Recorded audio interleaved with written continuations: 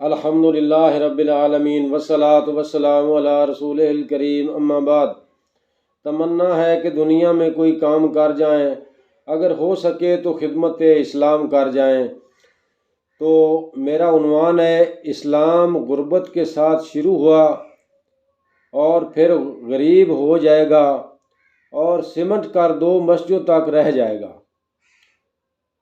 تو یہ حدیث ہے لؤلؤ مرجان کی 88 نمبر پر، اور صحیح بخاری کی حدیث ہے 9 نمبر پر۔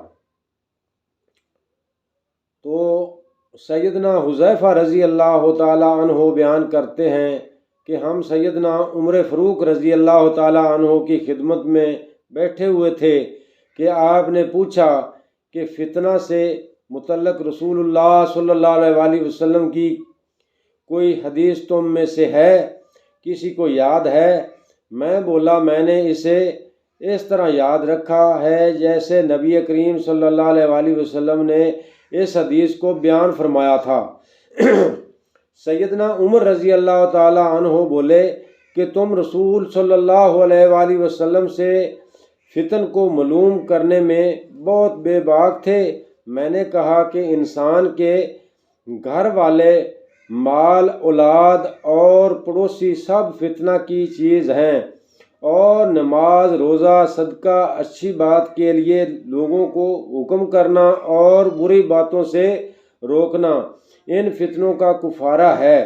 سیدنا عمر رضی اللہ تعالی عنہ نے بیان فرمایا کہ میں تم سے اس کے متعلق نہیں پوچھتا، مجھے تم اس فتنہ کے بارے میں بتاؤ جو سمندر کی موج کی طرح ٹھاٹھے مارتا ہوا پڑے گا۔ اس پر میں نے کہا کہ یا امیر المومنین، آپ اس سے خوف نہ کھائیں گے، آپ کے اور فتنہ کے درمیان ایک بندہ دروازہ ہے۔ پوچھا گیا وہ دروازہ توڑ دیا جائے گا، صرف کھولا جائے گا؟ میں نے کہا کہ توڑ دیا جائے گا۔ سیدنا عمر رضی اللہ تعالی عنہ بول اٹھے کہ پھر تو وہ کبھی بھی بند نہیں ہو سکے گا۔ شقیق راوی حدیث نے کہا کہ ہم نے سیدنا حذیفہ رضی اللہ تعالی عنہ سے پوچھا کیا سیدنا عمر رضی اللہ تعالی عنہ اس دروازہ کے متعلق کچھ علم رکھتے تھے؟ تو انہوں نے کہا کہ ہاں بالکل، اسی طرح جیسے دن کے بعد رات کے آنے کا۔ میں نے تم سے ایک ایسی حدیث بیان کی ہے جو قطعاً غلط نہیں ہے۔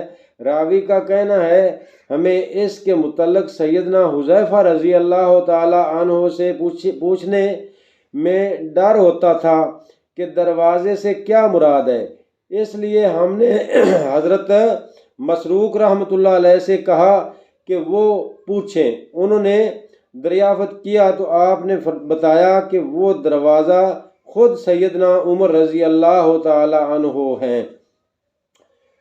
تو آگے حدیث ہے، سیدنا ابو ہریرہ رضی اللہ تعالی عنہ نے بیان کیا ہے کہ رسول اللہ صلی اللہ علیہ وسلم نے فرمایا قیامت کے قریب ایمان مدینہ میں اس طرح سمٹ آئے گا جیسے سانپ سمٹ کر اپنے بل میں آ جایا کرتا ہے۔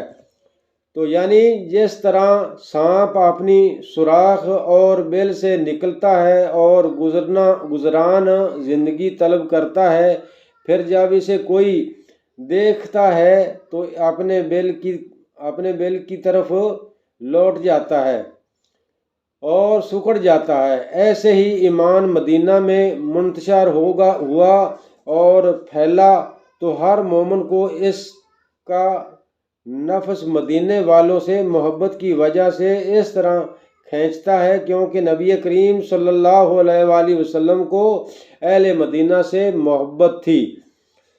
تو جو میں نے ٹوٹے پھوٹے الفاظ بیان کیے ہیں، اللہ تبارک و تعالیٰ سے دعا ہے کہ اللہ اپنی بارگاہ میں قبول فرمائے۔ وقولوا قولی استغفر اللہ استغفر اللہ استغفر اللہ۔